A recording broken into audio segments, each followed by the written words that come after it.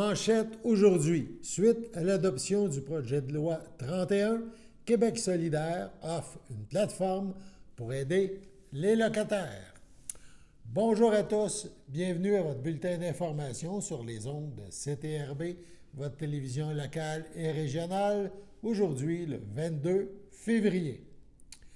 L'adoption de la loi au Québec, la loi 31, de la ministre caquiste de l'Habitation France-Hélène Duranceau, hier, a fait, selon Québec solidaire, reculer les droits des locataires du Québec et ne réglera pas la crise du logement. Après avoir tout essayé pour faire modifier la loi durant son étude, Québec solidaire lance donc une plateforme d'aide aux locataires sur Internet afin de les informer de leur recours, et ce, à l'approche de la saison du renouvellement des baux. En retirant des droits aux locataires, le gouvernement alimente la crise qu'il dit vouloir combattre. Québec solidaire mentionne que c'est insensé. C'est 40 des ménages du Québec qui en vivront l'impact. La CAQ a choisi de ne pas aider les locataires avec la loi 31 et donc Québec solidaire dit qu'eux vont les aider. On va lancer une plateforme pour les informer de leurs droits et pour les protéger, a lancé Andrés Fontecilla, le porte-parole solidaire en matière d'habitation. Le lancement de ce site se veut une réponse à l'attaque du gouvernement Legault aux droits des locataires selon Québec solidaire. Il vise à les diriger dans leur démarche suite aux changements législatifs qu'apporte la loi 31 et comporte aussi plusieurs références à des ressources communautaires pouvant effectuer un suivi plus personnalisé. Parmi les sujets abordés, on retrouve une mise au point de la situation concernant les cessions de bail, le droit à la cession de bail, un des seuls outils à la disposition des locataires pour garder un loyer sensiblement bas lors de changements d'occupation de logement. Est devenu donc aussi, pour ainsi dire, caduc, et les propriétaires pouvant désormais refuser la cession sous n'importe quel motif. On cite le porte-parole, « Nous avons tout essayé pour diminuer l'impact de cette loi désastreuse. La CAQ n'a rien voulu savoir. Face à un gouvernement qui, dans les faits, vient empirer la crise du logement, Québec solidaire sera toujours du côté des Québécois et des Québécoises, a conclu le député et porte-parole Fontecilla. Donc, voilà pour l'information concernant ce site. Où retrouve-t-on, oui, ce serait important de le dire, où retrouve-t-on l'information de Québec solidaire à ce sujet? On tape sur Internet guide-logement.québecsolidaire.net guide-logement.québecsolidaire.net. Tous les membres de la Société nationale des Québécois Lanaudière, la SNQ Lanaudière, ou l'ancienne Saint-Jean-Baptiste de Lanaudière, sont invités à participer à la 69e Assemblée générale annuelle de l'organisme qui aura lieu mercredi le 3 avril prochain à 18h30. Ça se déroulera à la salle de réception de la RFL située au 90 Wilfrid Ranger à Saint-Charles-Borromée. L'inscription des membres désirant participer à cette AGA se fera à compter de 18h15. Il y aura peut-être des élections. Les membres de la société désirant se porter candidat pour les postes 1 et 3 doivent le faire sur la formule prescrite à cette fin. Cette formule est disponible au bureau de la SNQ Lanaudière ou encore on peut se la procurer en appelant le 450-759-0100 pour obtenir les infos nécessaires. Les mises en candidature doivent être remises au secrétaire d'élection au plus tard le 26 mars prochain à midi au siège social de la Société, 435 Sainte-Anne, bureau 204 à Joliette. Le groupe populaire Déclic est un organisme de chez nous qui comporte évidemment plusieurs volets, plusieurs cordes à son arc. Un de ces volets lui permet donc de s'impliquer auprès des jeunes familles. Ça s'adresse donc particulièrement à cette catégorie de gens. Le nom de ce programme pour les jeunes familles est vraiment évocateur puisqu'il s'appelle « Les petits succès ». Écoutons donc un reportage à ce sujet.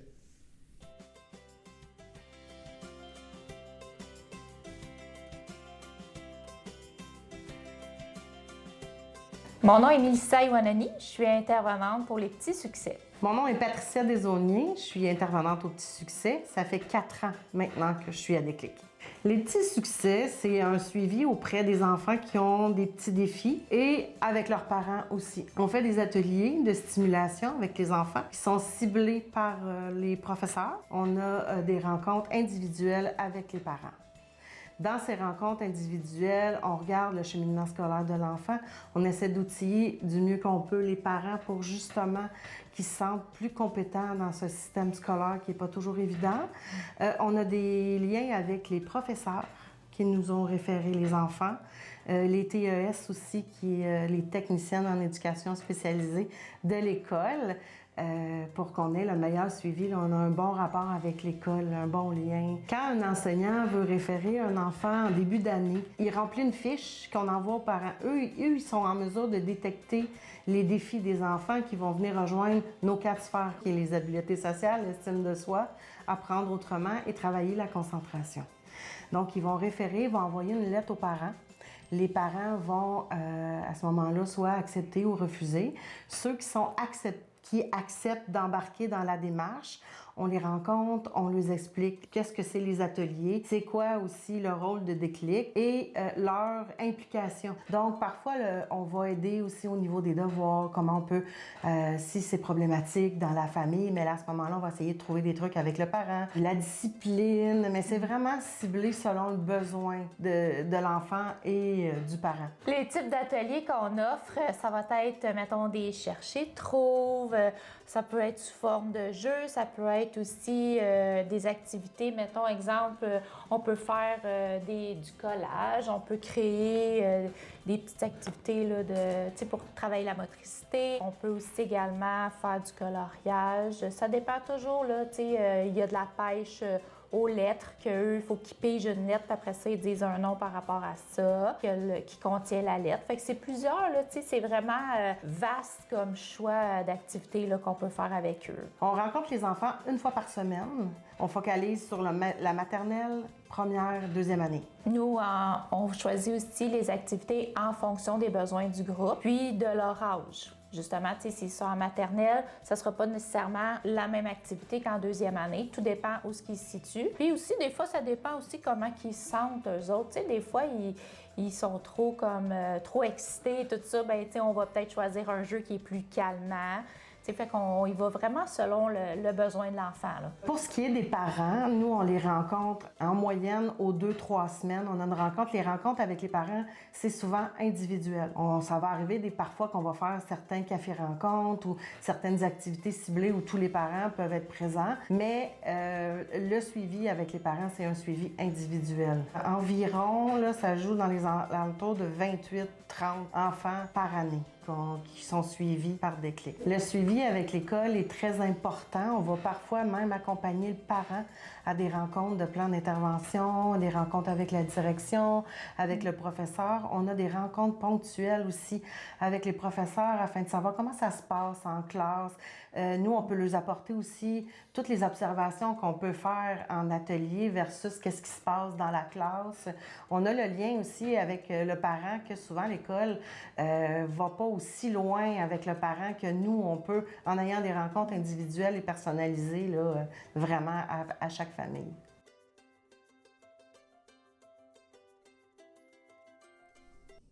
Sur ce, on passe à la pause. Chers téléspectateurs. Vous êtes cordialement invités le samedi matin dès 9h30 à notre bingo télédiffusé de nos studios de Berthierville. Depuis plusieurs années, nos adeptes de la télévision régionale se sont divisés un montant de 600 $, disponible chaque semaine lors de notre joute de bingo à CTRP. Un amical animateur et ses joyeux compères, dont un technicien et deux bénévoles, partagent tour à tour cette émission dans le but de vous agrémenter durant 60 minutes. Un moment de plaisir qui pourrait s'avérer payant pour vous.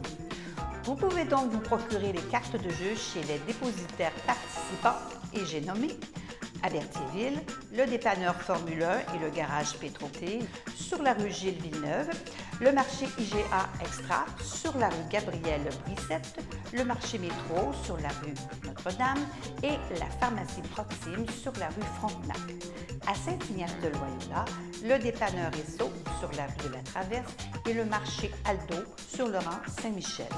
C'est donc un rendez-vous hebdomadaire chaque samedi matin dès 9h30 sur les ondes de CTRP, votre télévision régionale et communautaire, maintenant en haute définition. On vous attend donc en grand nombre et toute l'équipe vous souhaite bonne chance.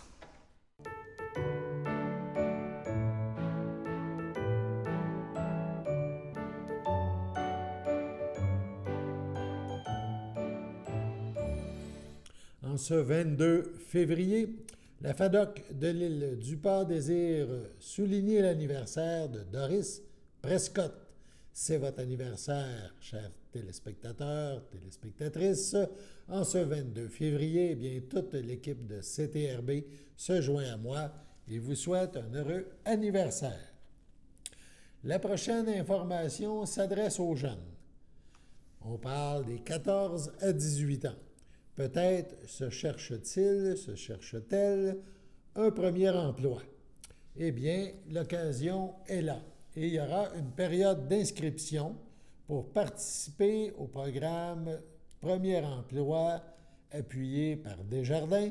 Donc, la période d'inscription sera du 1er au 30 mars prochain.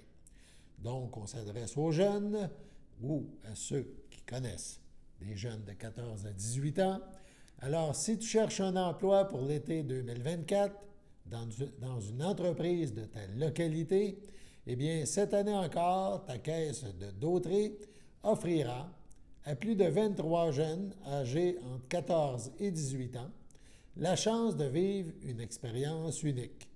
La période d'inscription, donc, débute vendredi 1er mars. On t'invitera à découvrir la liste des offres d'emploi dans ta région offertes grâce au programme Desjardins Jeunes au travail.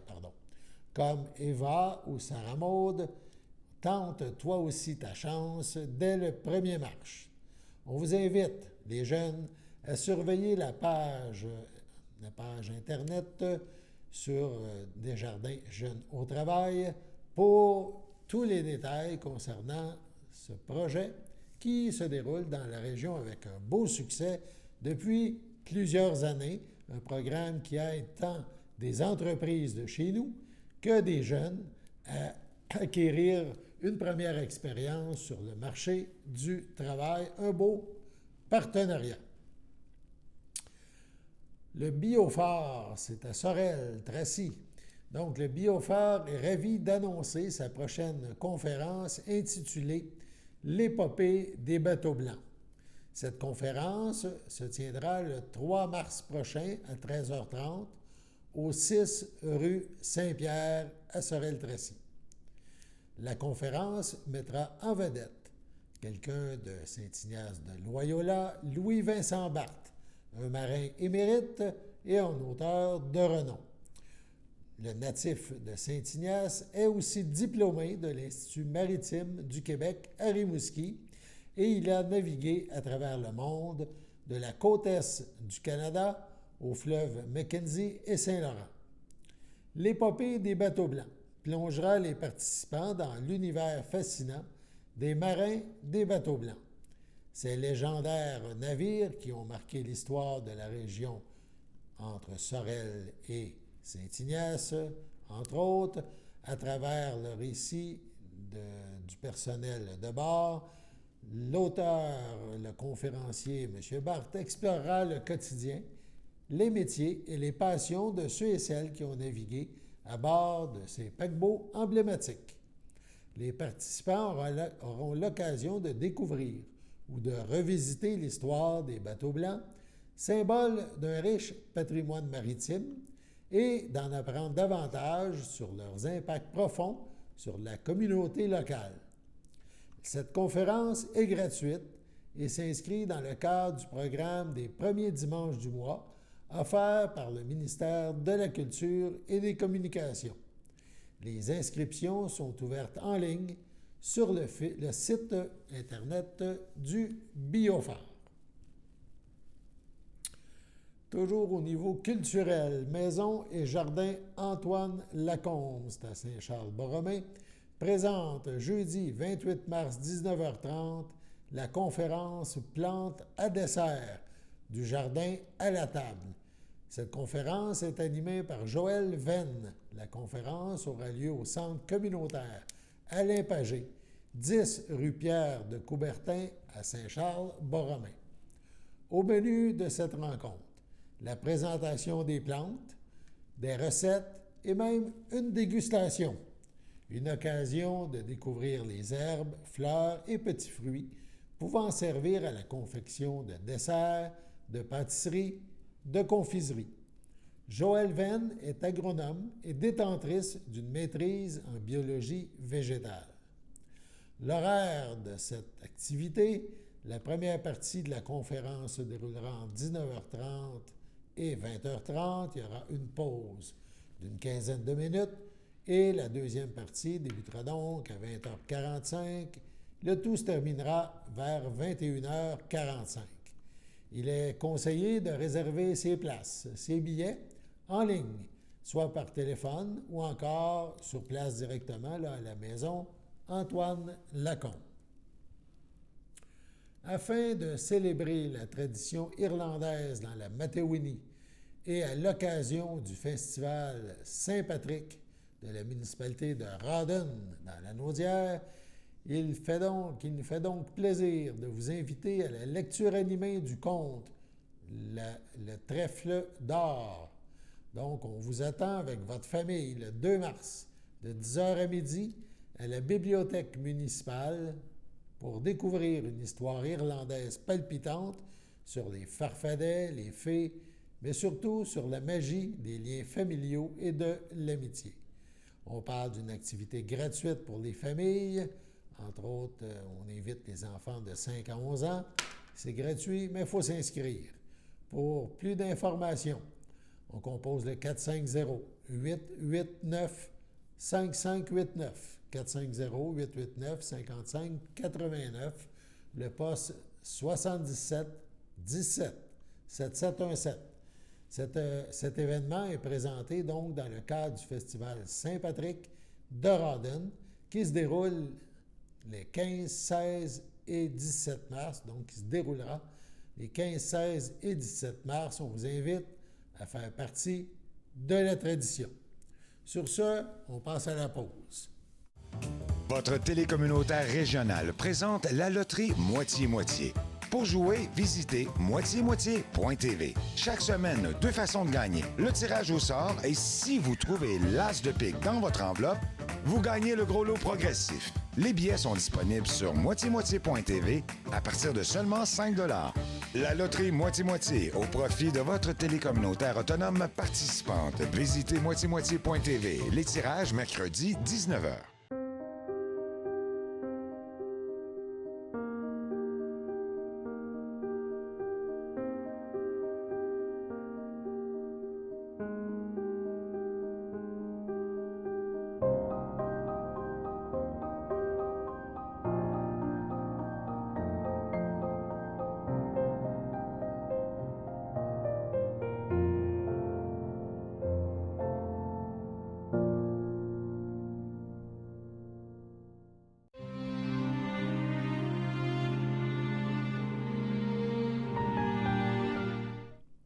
Au CHDL de Saint-Charles-Borromée, le 10 février, à l'âge de 70 ans, est décédé M. Denis Rouleau, fils de feu Viateur Rouleau et de feu Carmel Coutu, demeurant à Joliette, mais natif de Saint-Viateur.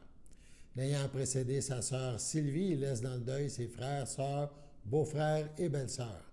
René Rouleau, Marie-Claude Leblanc, Jean Rouleau, Chantal Tremblay, Diane Rouleau, Marie Rouleau, Hélène Rouleau, Michel Simard, Ginette Rouleau, Pierrette Rouleau, ainsi que plusieurs neveux, nièces, autres parents et amis.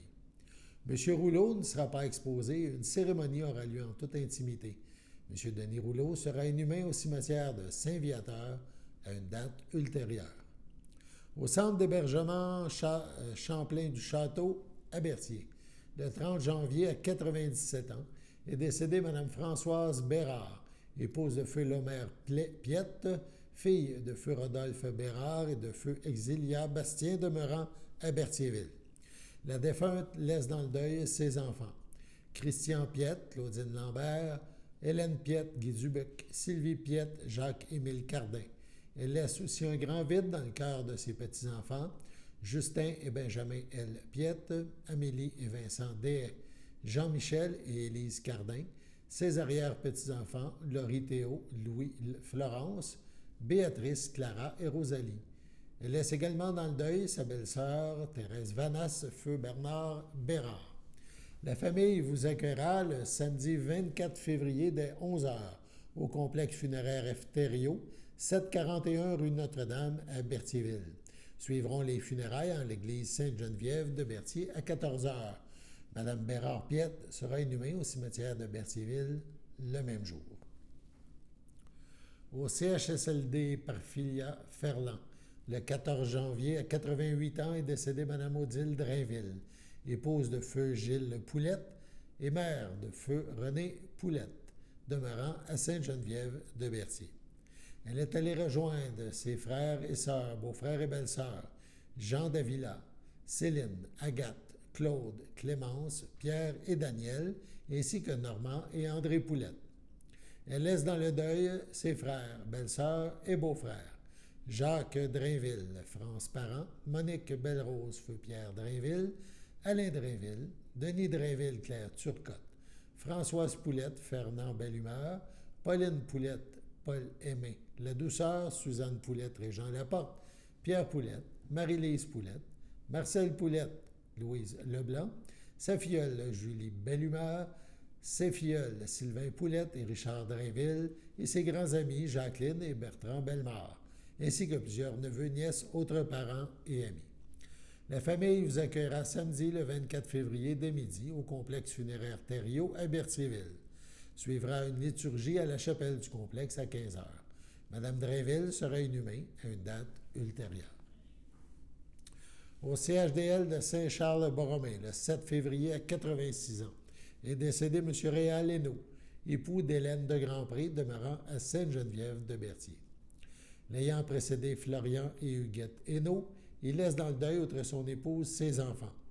Richard Hainaut, Sophie Robert, Pierre Hainaut, Sylvie Carrier, Jocelyn Hainaut, Chantal Murray, Chantal Hainaut, Stéphane Plante, Patrick Hainaut, Cathy Scarpino, ses petits-enfants, Amélie, Caroline Leblanc, Fanny, Yannick, Mélissa Dauphin, Pierre-Alexandre, Hugo, Élissa, Carl, Daphné Simard, Olivier, Jade, Zachary, Blanche, Marie-Lie, ses arrière-petits-enfants, Elliot, Emma, Éloïc, Brianna et Léane, ses frères, sœurs, beaux-frères et belles-sœurs, Thérèse de Grandpré, feu Gaétan Hainaut, Claude Hainaut, Claire de Grandpré, Philippe Hainaut, Lorraine Péloquin, Monique Hainaut, Yvon Hainaut, Francine Rousseau, Louisette Hainaut, Yvan Barrette, Maurice Hainaut, Yvette Coutu, Luc Hainaut, Nicole Coutu, Diane Hainaut, Gisèle de Grandpré, feu Lucien Arnois, Germain Aubin, feu Estelle de Grandpré, Pierre-Paul de Grandpré, Solange Bélanger, Normand de Grandpré, Marie-Soleil Rivet, Jacinthe de Grandpré, Serge Boulard, Pauline de Grandpré, Serge de Grandpré, Huguette Loyer, ainsi que plusieurs neveux, nièces, autres parents et amis. La famille vous accueillera dimanche 25 février dès 11h au complexe funéraire Thériault, rue Notre-Dame à Berthierville. Un hommage suivra au salon à 15h.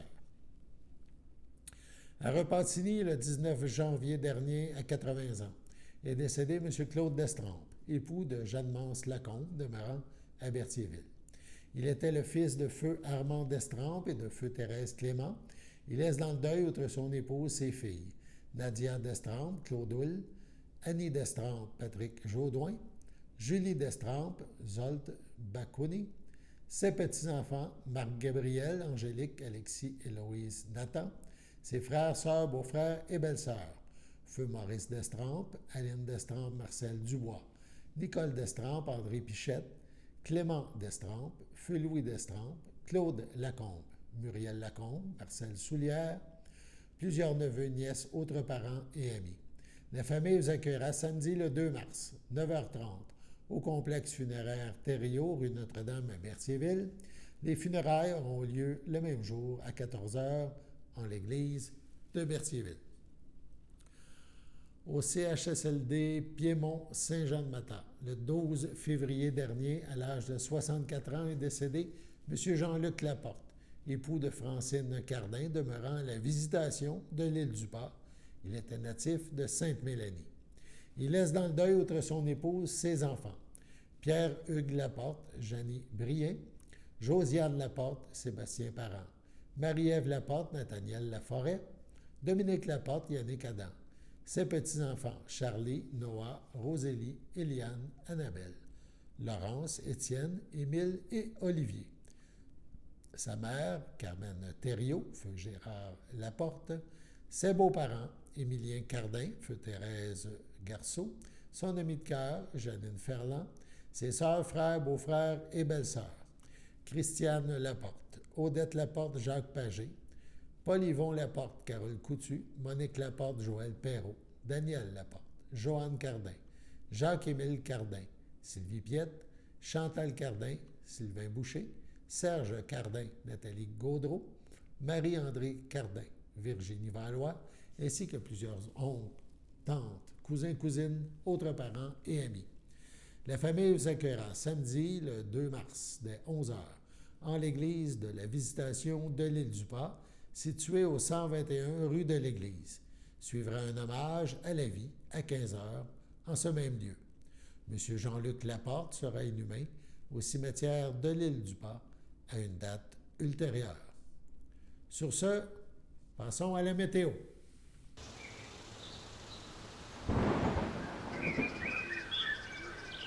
Bienvenue à votre météo de cette semaine. Aujourd'hui, jeudi soir, ce sera nuageux, une température de 2, un temps ressenti de -1. Jeudi nuit, ce sera de la pluie et de la neige, une température de 2, un temps ressenti de -2. Moins de 1 mm de pluie, moins de 1 cm de neige. Vendredi matin, ce sera de la pluie et de la neige, une température de 2, un temps ressenti de -2. Moins de 1 mm de pluie. Vendredi après-midi, ce sera de la pluie et de la neige, une température de 5, un temps ressenti de 2, moins de 1 mm de pluie. Vendredi soir, ce sera nuageux avec quelques flocons, une température de -3, un temps ressenti de -9, moins de 1 cm de neige. Et voilà, c'était tout pour votre météo.